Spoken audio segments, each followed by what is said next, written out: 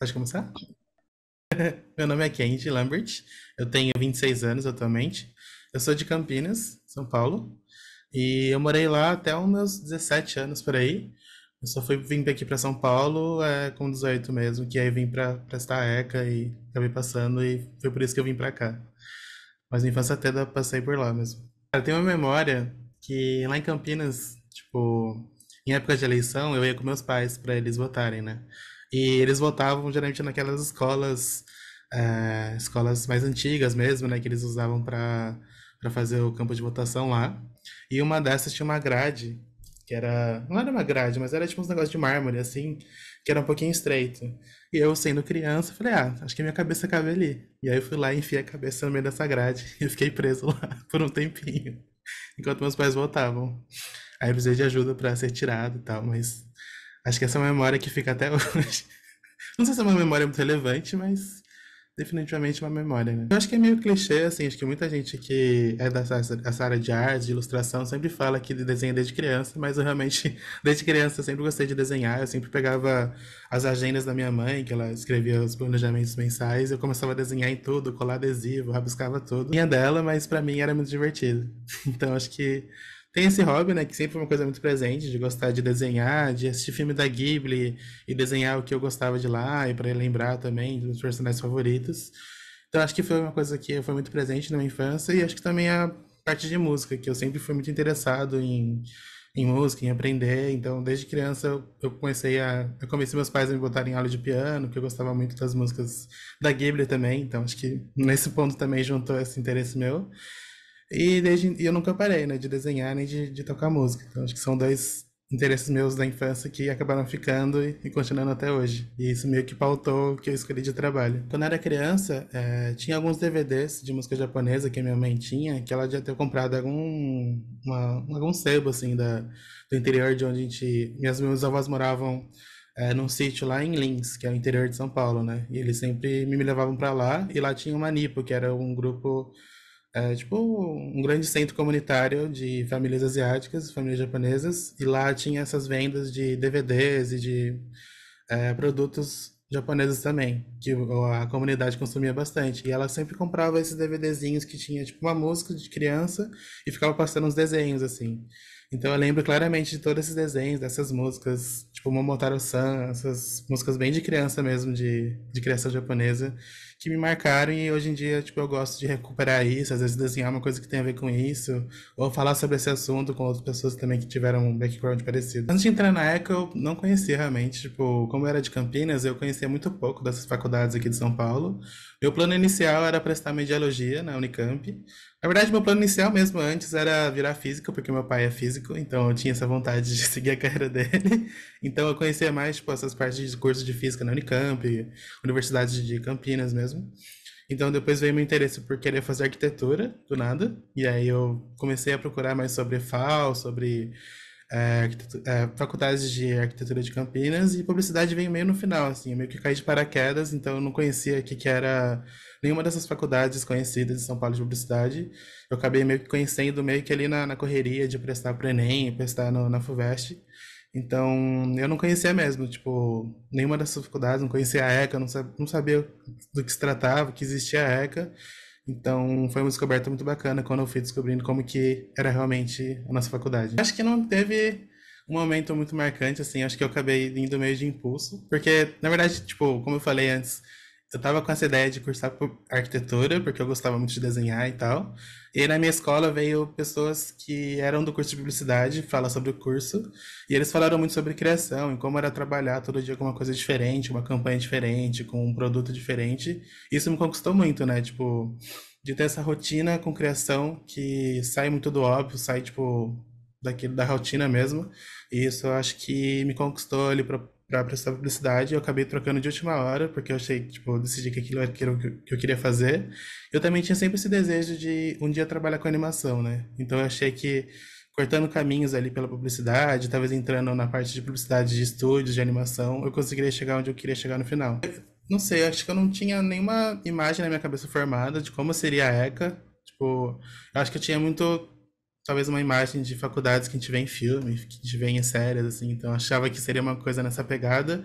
Eu não. não sabia que o CRP era daquele jeito, que é tipo esse quadrado, né, que você vai passeando pelos corredores e tem só uma saída ali. Então eu não imaginava que seria dessa forma que seria a nossa faculdade. Mas não sei, expectativas em outra forma. Eu senti no começo que eu esperava que o curso de publicidade teria mais essa parte prática mesmo, né? Que a gente vê que o curso de publicidade é muito teórico e vai muito mais para a parte de redação.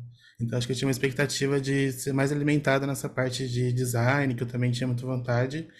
E isso que eu acabei tendo que desenvolver sozinho na graduação, né?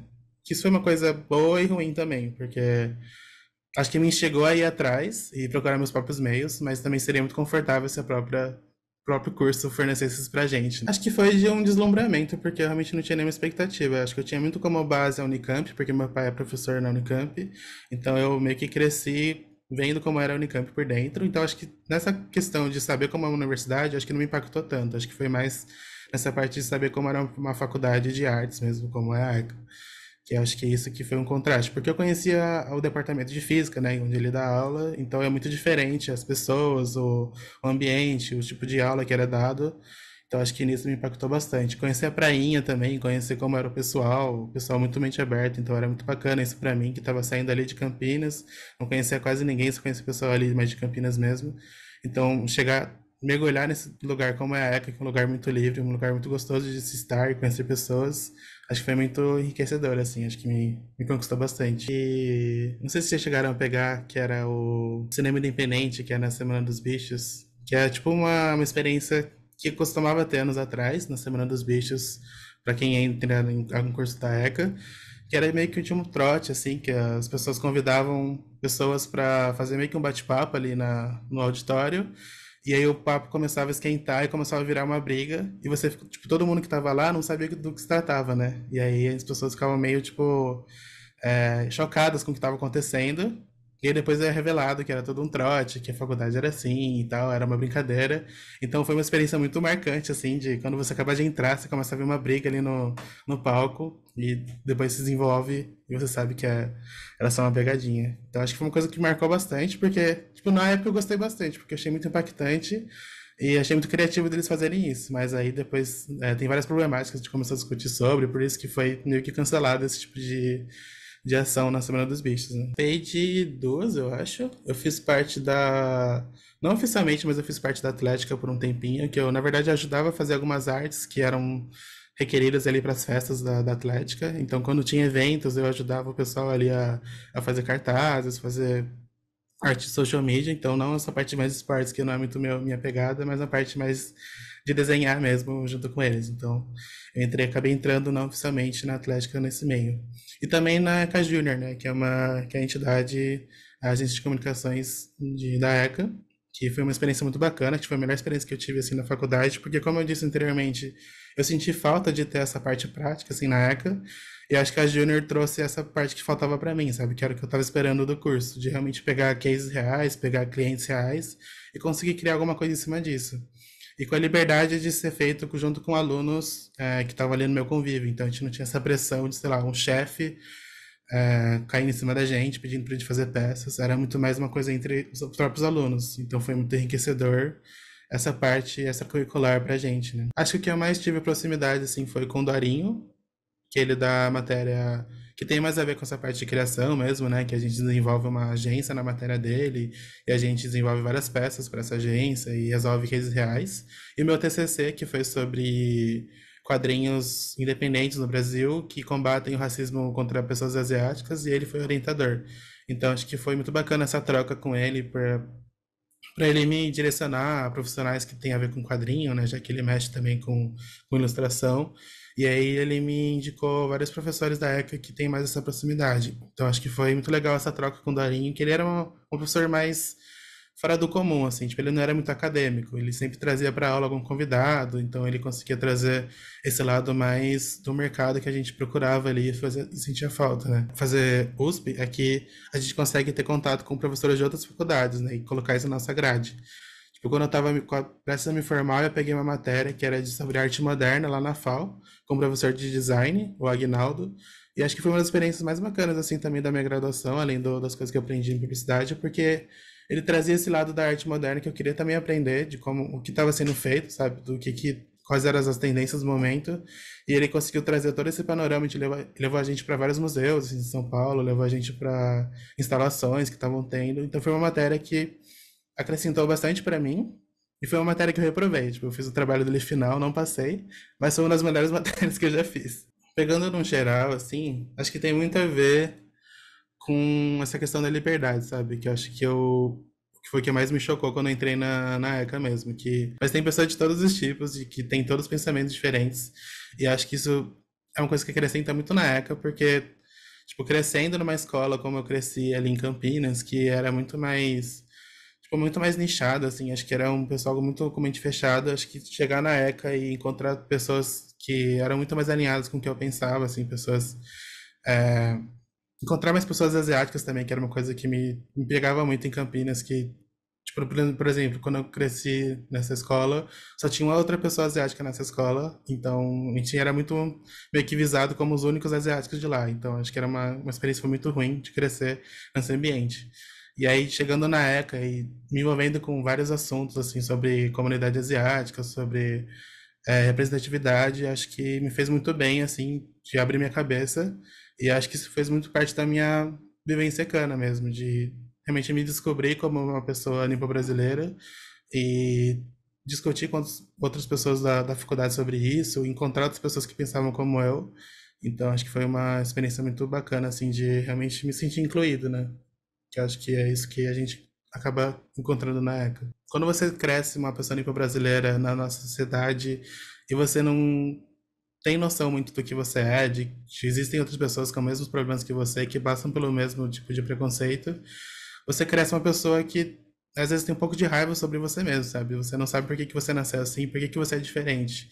E aí quando eu entrei na ECA e comecei a descobrir outras pessoas que também tinham esses mesmos incômodos, acho que foi muito confortável, assim. Então foi tipo um processo longo, mas também muito aberto, muito tipo gostoso de você realmente se entender como uma pessoa asiática, uma pessoa amarela, e ver outras pessoas que também estão brigando pela mesma coisa, sabe? Por espaço, por voz ali.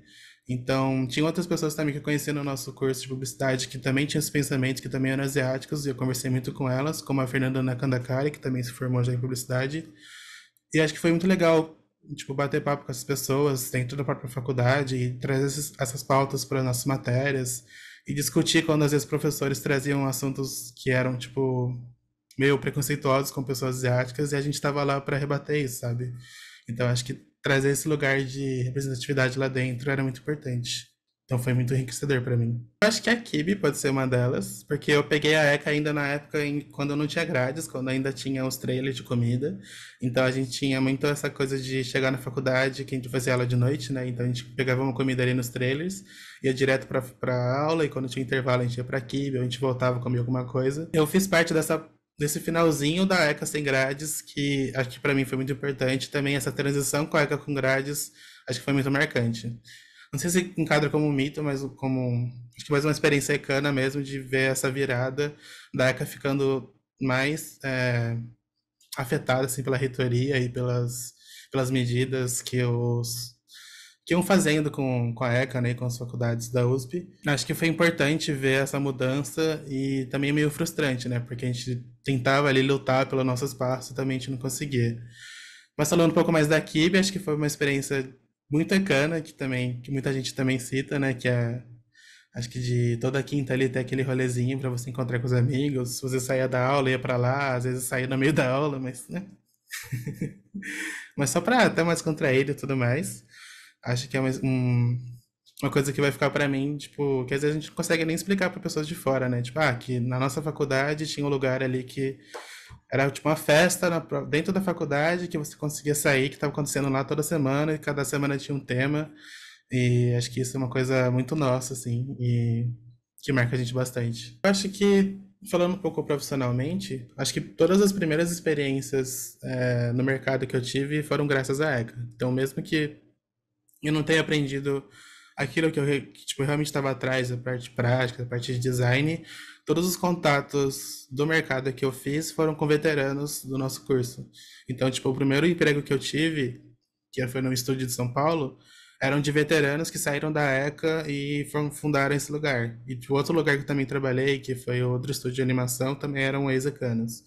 Então, acho que cria essa rede de contatos muito bacana de pessoas que foram para vários cantos diferentes que a gente nem espera e a gente acaba encontrando cano em todo canto, sabe? E acho que isso é muito bacana de estudar na ECA, que a gente vai encontrando Ecano em todo lugar que a gente passa, e isso é uma coisa positiva, porque meio que surge uma identificação ali, tipo, a gente sabe que a gente passou pela mesma coisa, e os Ecanos acabam se ajudando ali. Então, acho que essa rede de contatos que acaba criando a faculdade é uma coisa que vem da ECA e fica pro resto da vida. Eu acho que nessa questão eu posso falar um pouco mais da ECA Júnior, porque acho que essa experiência numa entidade júnior, como a ECA Júnior, acho que enriquece muito essa parte profissional, porque a gente encara várias coisas que demoraram muito para aparecer na nossa carreira se não fosse essa experiência. Então, por exemplo, ter que fazer uma decisão difícil em relação ao orçamento de um projeto, se ele sai ou não, é uma coisa que a gente demora muito para ver na carreira de criação, porque a gente começa na agência, tipo, só reproduzindo peças, seguindo o que o nosso diretor de arte pede.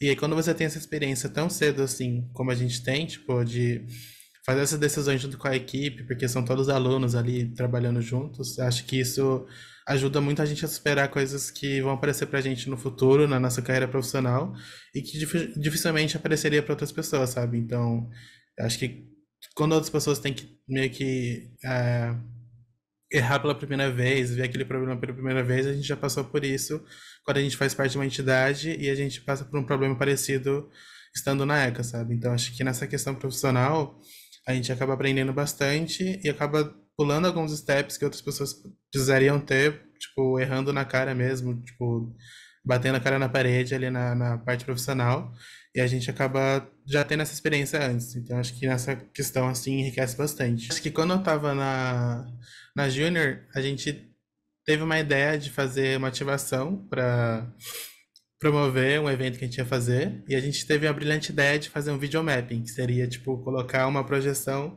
numa parede gigantesca de um prédio. Tipo, as pessoas fazem isso, né? Deve ser tranquilo de fazer. E aí a gente foi cotar esse negócio achando que, sei lá, seria R$ 2.000 no máximo para alugar um projetorzinho ali que jogaria na parede. E aí a gente chegou à agência e falou pra gente que custaria R$ 100.000. Só o aluguel. A gente falou, então, é complicado, né? Vai que a gente perde a máquina e tem que pagar R$ 100.000 do nosso bolso pra fazer só uma projeçãozinha na parede. E aí a gente meio que a gente toma na cara e já sabe no futuro que esse negócio é caro pra caramba, e é muito difícil de fazer, tem que ter um projetor gigantesco também de um caminhão, e não é só uma telinha ali que consegue projetar na Paulista. Quando eu comecei nessa área de ilustração, de criação mesmo, era pouco falado e a gente tinha poucas referências no mercado de como a gente podia começar. Tipo, tinha várias pessoas que já estavam há muito tempo no mercado e eram grandes referências da onde a gente podia chegar, mas não tinha de como eles começaram. Tipo, a gente meio que eu comecei na ilustração muito no escuro, assim, tipo, eu não sabia muito como começar, como eu poderia arranjar meus primeiros clientes, então foi muito no erro e no acerto. E aí, pelos anos, assim, 2016, 2017, começaram a surgir pessoas falando, assim, no Twitter, falando em várias redes sociais sobre o trabalho deles, sobre quanto eles ganhavam e como chegar numa empresa. Então, acho que demorou muito essa caminhada até realmente ter uma discussão e ter mais pessoas falando sobre isso. Hoje em dia eu vejo que tem uma comunidade muito forte, assim, de artistas, de ilustradores, de pessoas de criação, que realmente falam sobre o que eles estão passando, sobre o que, tipo, dando dicas do mercado, então acho que isso é uma coisa positiva, mas tem muita toxicidade também nesse meio. Acho que tem muita gente roubando o trabalho dos outros, competindo, criando cursos muito caros que não acrescentam em nada, né, para as pessoas dessa área. Então, acho que tem o seu lado positivo e o seu lado negativo, né? Tipo, é muito melhor, acho que é muito mais tranquilo, a gente tem muito mais referências para começar hoje em dia, tipo, saber trilhar esse caminho, mas ao mesmo tempo isso tem surgido várias coisas ruins assim para o mercado. E também tem a questão da inteligência artificial, né, que é um tema muito delicado assim para quem é de ilustração, de criação, que tem muitas marcas que estão usando, em vez de contratar um artista que está começando, um artista que poderia arranjar um trabalho ali, eles estão usando a inteligência artificial para criar essas artes que são muitas vezes roubadas de outros artistas, né? Então acho que é uma discussão que está começando agora, tem que ser feita no Brasil, porque muita gente tem desconhecimento sobre isso, principalmente as marcas e principalmente as empresas, que consideram que uma arte na internet é propriedade pública, assim, tipo, não tem que pagar para ninguém, é um negócio que já está lá na internet, tá de todo mundo, então tem que criar essa conscientização e usar a AI como uma ferramenta só. Como assim como o Photoshop é uma ferramenta, usar a AI só para ajudar os artistas a chegarem num nível que a arte que eles já chegam, só que de uma forma mais agilizada. Eu acho que é meio clichê, mas acho que ter cara de pau pra chegar nos seus veteranos e pessoas que você só trocou um oi no corredor e pedir ajuda, pedir, tipo, conselhos e pedir uma oportunidade de trabalho é muito válido, assim. Tipo, eu demorei pra chegar até essas pessoas que eu trabalhei, que era o Paulo Show, o Shun também, que fundaram a Abacateiro Filmes, que é esse lugar que eu trabalhei quando eu saí da ECA. Chegar até eles eu demorei um pouco pra fazer isso, sabe? De ter cara de pau, de chegar neles e oferecer meu portfólio, meu trabalho e tudo mais. Eu acho que eu posso dar de conselho isso de das pessoas realmente terem essa cara de pau de usar os seus contatos a seu favor, sabe? De uma pessoa que você fez uma matéria junto, que tá trabalhando num lugar bacana, conversar com ela e perguntar de indicação. Acho que realmente ter essa liberdade, essa iniciativa de ir atrás, sabe? De realmente de não ter vergonha de perguntar sobre onde a pessoa tá. E realmente se jogar de cara e mostrar seu trabalho. Tipo, quando eu comecei como ilustrador, eu tinha muita vergonha de mostrar meu trabalho em rede social. E depois eu fui descobrindo que é muito importante, porque é assim que os diretores de arte, diretoras de artes acabam conhecendo o seu trabalho bem no começo, sabe? Então, tipo, eu só comecei a trabalhar com ilustração para super interessante porque uma pessoa da super interessante tinha visto meu trabalho no Twitter. E eu acho que demoraria muito mais para eu ter esse contato se eu não tivesse publicado meu trabalho lá. Então, tipo, não é essencial você ter uma rede social ativa e tudo mais, mas eu acho que é um meio que também ajuda a chegar nesses lugares de ilustração que você quer chegar. Lembrei um momento também que é muito marcante, que foi muito marcante para mim na ECA, e que eu espero que volte a acontecer, que foi no primeiro ano ter ido numa festeca no Sambódromo e ter visto, tipo, o sol raiando ali e, tipo, sentar com meus amigos ali, olhar um negócio super lindo ali no Sambódromo, um negócio todo cheio de pessoas também emocionadas vendo aquele negócio. E eu acho que é uma experiência que foi muito marcante para mim.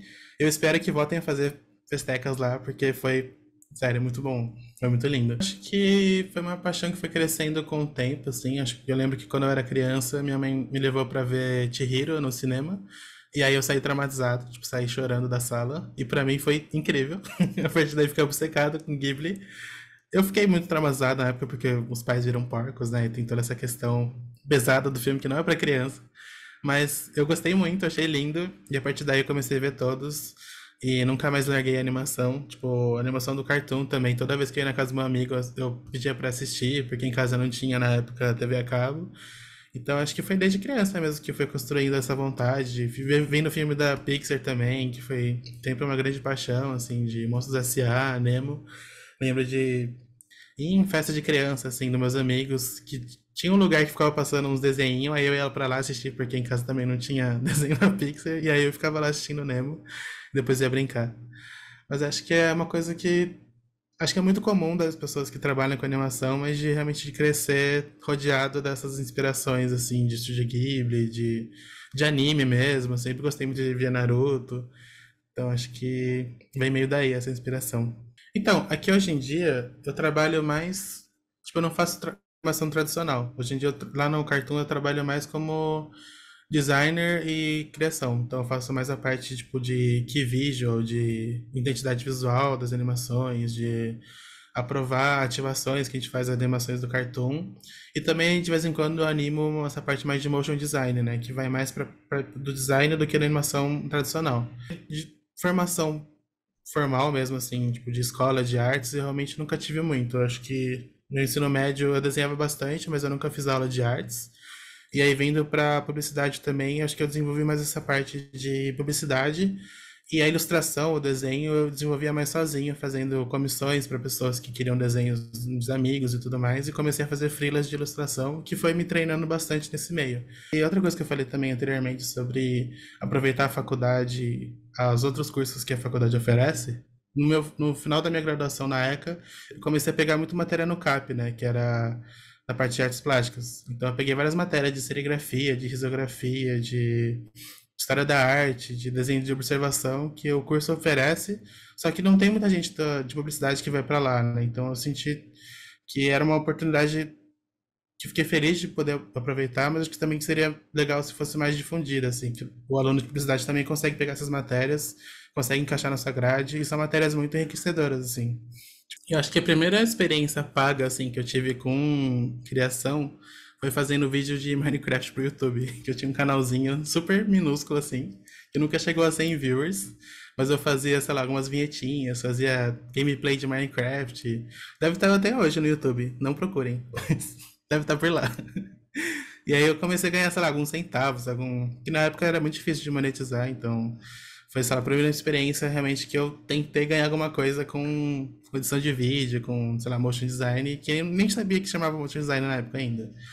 Mas aí minha primeira experiência formal, assim, de trabalho foi estagiando no LAC ECA, que era um laboratório de comunicação da ECA, não sei se ainda tem, mas eles faziam todas as partes visuais de congresso, de posts da ECA, de posts da graduação mesmo.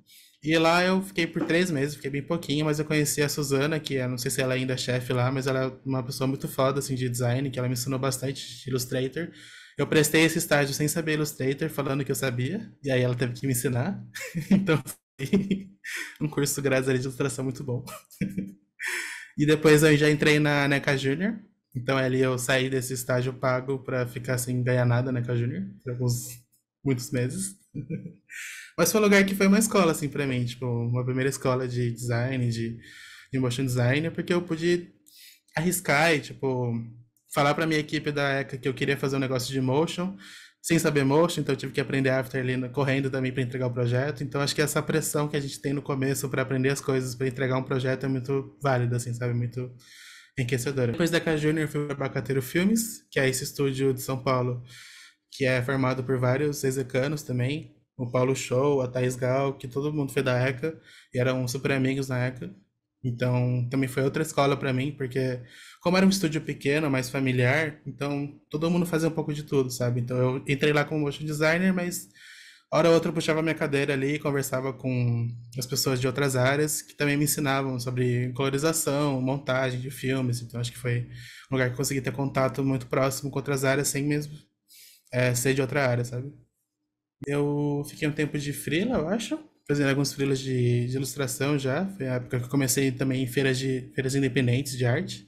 Então, acho que foi um tempo que eu fiquei fora do meio convencional, mas comecei a me aventurar mais na parte de ilustração. Na agência Ogilvy, que é uma agência de publicidade de São Paulo. Lá eu entrei para atender a HBO, que era uma conta que tinha acabado de chegar em São Paulo, eu acho. E eles estavam lançando Euphoria na época, a última temporada de Game of Thrones, e eu fiquei encarregado de fazer a parte visual da série Watchmen, que estava lançando também. E como eu era fã do quadrinho, eu gostei bastante, assim, tipo, de poder aprender, de poder jogar as coisas que eu conhecia do quadrinho naquela parte de motion design. E acho que também foi um grande case, assim, que me possibilitou entrar nas empresas seguintes, porque era um nome grande, era uma empresa grande, e também eu tive muita liberdade criativa de criar em cima de Watchmen. A Globo é que eu entrei bem na época do Covid, tipo, tinha acabado de começar a pandemia, eu entrei na Globo. Então eu entrei lá fazendo, tipo, gráfico de casos de Covid, gráfico de morte de Covid, então foi um assunto bem pesado, assim. Então, a experiência no começo não foi tão legal. E depois, tipo, eu mudei pro esporte, e aí no esporte eu fazia Globo Esporte, e lá foi muito mais suave, assim, o assunto, sabe? Então acho que foi uma experiência mais bacana, assim, pra mim, como motion designer. Então lá fiz muita vinhetinha, vinheta de programa, programas que eles estreavam na pandemia, tabela de Brasileirão, mesmo não sabendo nada de esportes, foi assim, foi bacana de aprender como fazia, né? Tipo, a agilidade que a TV obriga você a ter para lançar o negócio na hora ali, tipo, eu entrava de manhã umas 7 horas e o programa saía, sei lá, 1 da tarde ou meio-dia. Então todas as artes do dia eu tinha que fazer naquele dia mesmo, para lançar ali na hora, falando com o jornalista o que vai ser a pauta. Então era muito correria. Eu fui pra Disney, trabalhando aqui em São Paulo mesmo. Aí eu peguei principalmente mais lançamentos da Pixar. Então lá eu fazia design para campanhas que a gente ia fazer para fazer a parte promocional desses filmes. Então eu fiz Encanto, fiz Turning Red, fiz vários filmes que eu gostava muito na época ali que estavam lançando. Então era muito gostoso assim, de trabalhar com essas coisas que eu via desde criança, né? Tipo, que estavam lançando ali.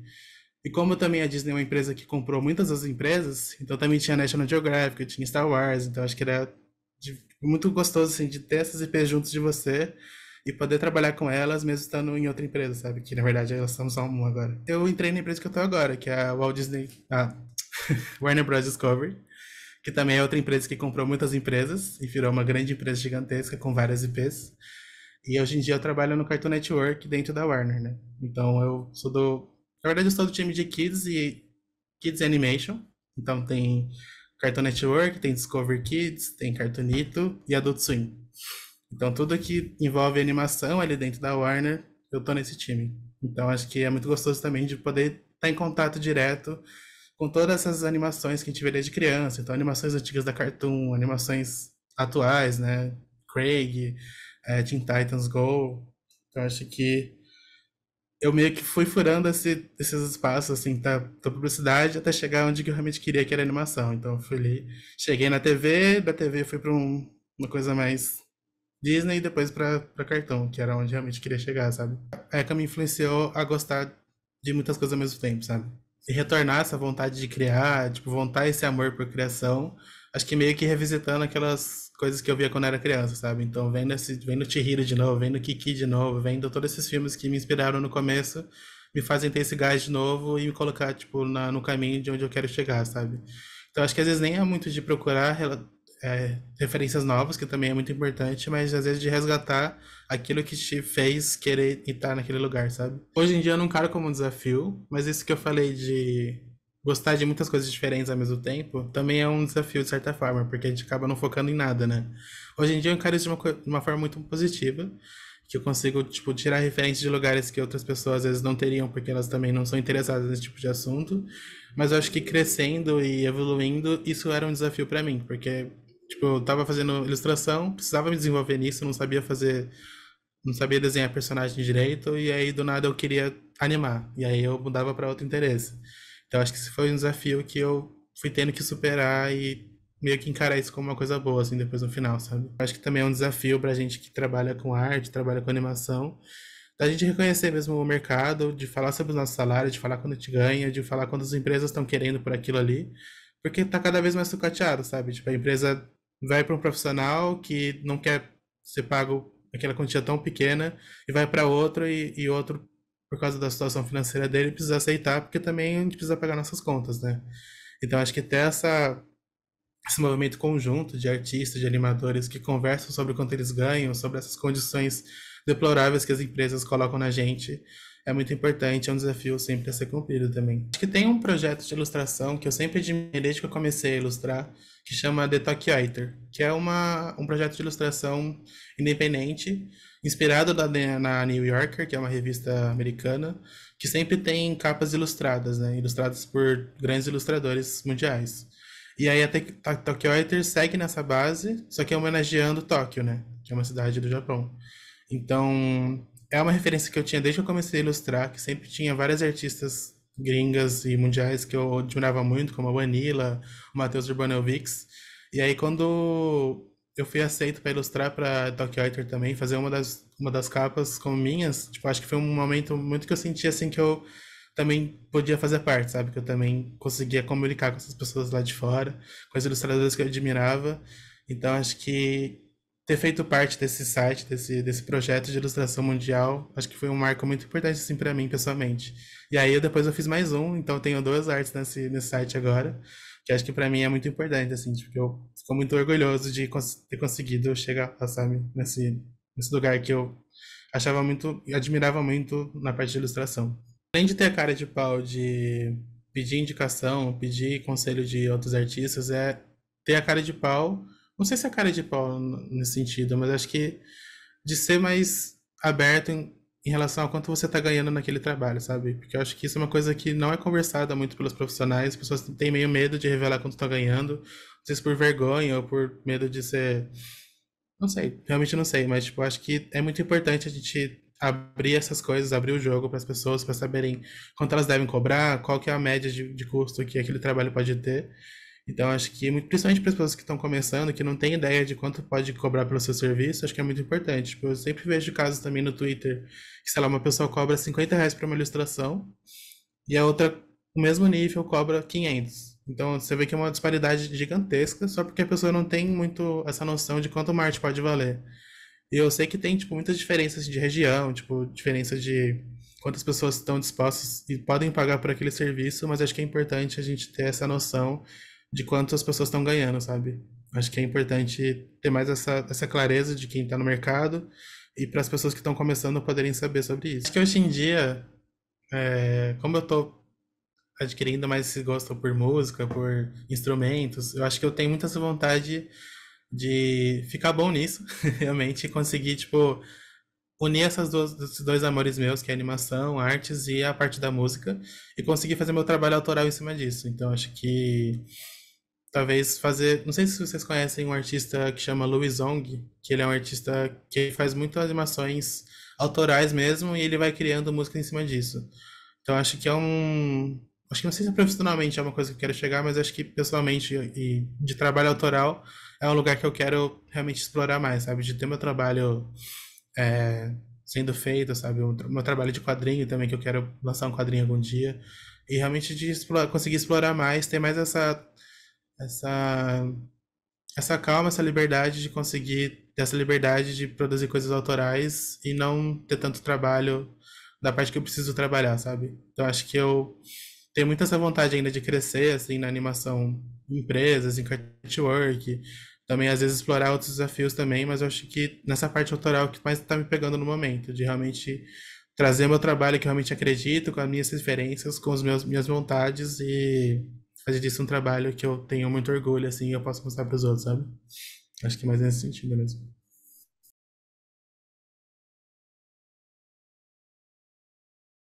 Uhum. Obrigadão, gente. É um prazerzão mesmo.